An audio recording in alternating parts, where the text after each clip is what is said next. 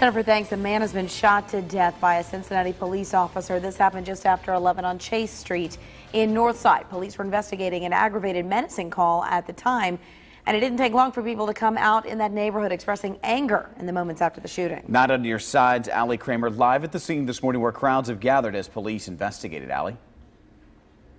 Chris and Catherine, right now we know a 22-year-old man is dead. He was shot by a Cincinnati police officer. One officer fired one shot, killing that man inside a house here on Chase Avenue. I want you to take a live look right now. This is nearly 5 hours after the shooting. Still a very active crime scene. Just a few neighbors still lingering around at this hour on some of the front porches while investigators are still here on scene trying to piece together their own timeline. Now, officers, they were actually in the area responding again to a call for aggravated menacing. Tips led police to believe the suspect was inside a home on Chase Avenue. Officials say 2 officers approached the home. The suspect came to the door and produced a handgun. We just learned moments ago that that was a rifle. That's when Chief Blackwell says there was a brief struggle between the officers and the suspect. Again, one officer fired that single fatal shot. It evolved from the information that I have at this particular time from Assistant Chief Whalen and others, is that it evolved very quickly. He came to the door, produced a firearm, a brief struggle ensued, and at which time officers fired one shot and struck the suspect.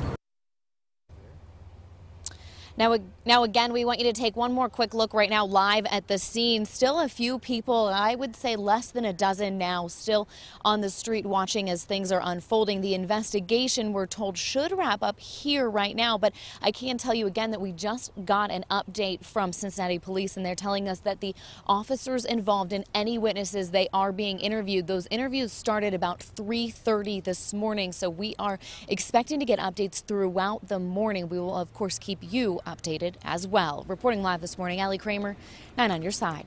Allie, while we have you there, we saw reports and tweets overnight from Evan Millward that some people had gathered. Have you seen any presence of the community there since you've been on scene this morning?